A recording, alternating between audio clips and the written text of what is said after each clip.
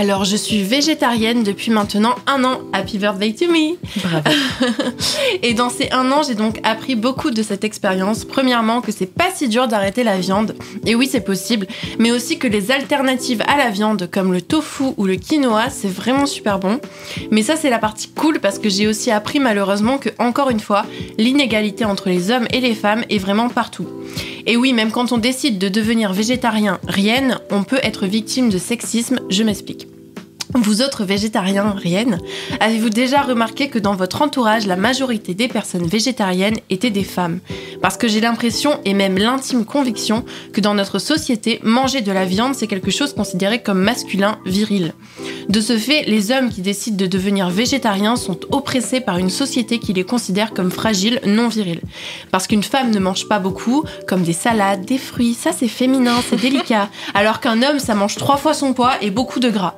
Et si jamais par malheur une personne mange un type de nourriture non attribué à son genre, ça étonne alors que ça devrait être normal.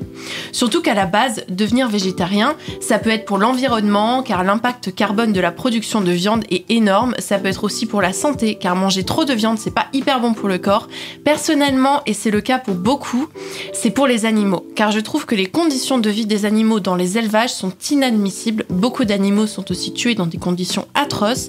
Et puis tout simplement, je trouve que nous surconsommons de la viande et il suffirait que chacun décide de réduire un peu sa consommation de viande pour faire en sorte d'arranger un peu les choses.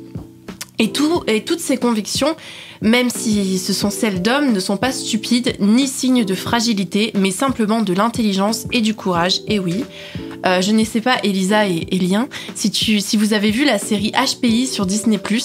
Vous connaissez? Non, j'ai pas. Non. Avec Audrey Fleurot. Mais j'aime Audrey Fleurot. Oui, moi aussi. Elle est très très belle.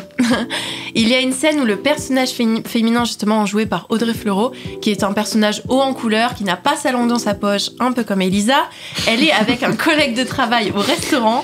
2 plats arrivent, un de viande et l'autre est un plat végétarien, et le serveur pose automatiquement le plat de viande devant l'homme. Sauf qu'en fait, le plat de viande avait été commandé par la femme, car l'homme était végétarien, et voilà, ça a fait un quiproquo. Je trouvais que cette scène illustrait bien mon propos. Je me suis fait aussi la réflexion que cette problématique allait de pair avec le fait que physiquement, une femme très mince est considérée comme parfaite, je dis bien avec des gros guillemets, alors qu'un homme très mince est considéré comme faible, encore une fois, avec des gros guillemets.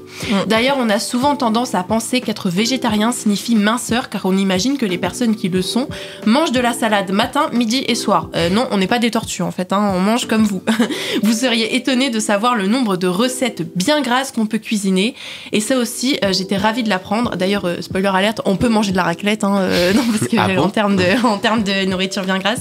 Bref, sur ces belles paroles, je conclus en vous avouant que je n'aurais pas eu de meilleur cadeau pour mon végétaniversaire que de parler de ce sujet avec vous. Merci. Merci Chloé. Merci à toi.